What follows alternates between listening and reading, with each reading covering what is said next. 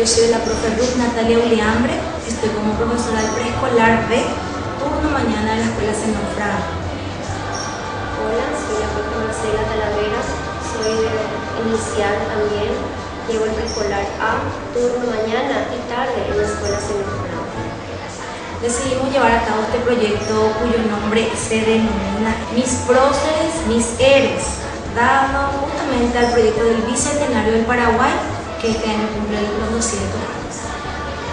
Tocamos el tema de los próceres para que los niños conozcan quiénes fueron los héroes de la independencia de nuestro país. Este proyecto lo llevamos a cabo nosotros por días, de lunes a viernes. ¿Cómo recabamos las informaciones sobre nuestro trabajo? A través de las experiencias previas de nuestros alumnos, a través de los intereses que ellos demuestran. Ellos vivenciaron lo que fue el 14 y 15 de mayo, el bicentenario, justamente las fechas patrias.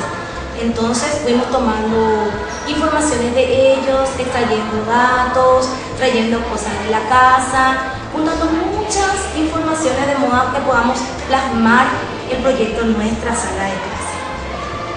Los chicos hacen los trabajos en la clase, luego vamos y focalizamos la parte de informática. Tienen días y horas, momentos, ¿verdad?, que pasamos a la sala del laboratorio de informática y también trabajamos y evaluamos también su trabajo ahí. Entonces podemos dar los contenidos de la clase, lo mismo en la sala de informática, y se complementan. Es ahí donde nosotros decidimos ponernos de acuerdo y presentar nuestro trabajo diario en este proyecto cuyo nombre es Docentes Innovadores. Creemos que somos innovadoras realmente acá, por lo menos en Mariano Roque Alonso, y nos disponemos a eso, ¿verdad, profe? Procuramos y nos capacitamos. También estamos capacitando justamente en otro proyecto de capacitación de informática. En informática queremos darle lo mejor a nuestros alumnos, por eso nos estamos capacitando día a día también para ellos y por ellos. Procuramos que la educación de nuestros alumnos sea íntegra, o sea, en todos los niveles, los estamentos, a todo lo que nosotras podamos dar. Y como dijo la profe, la sala de informática es realmente mantenida por los padres, por la institución, ¿verdad?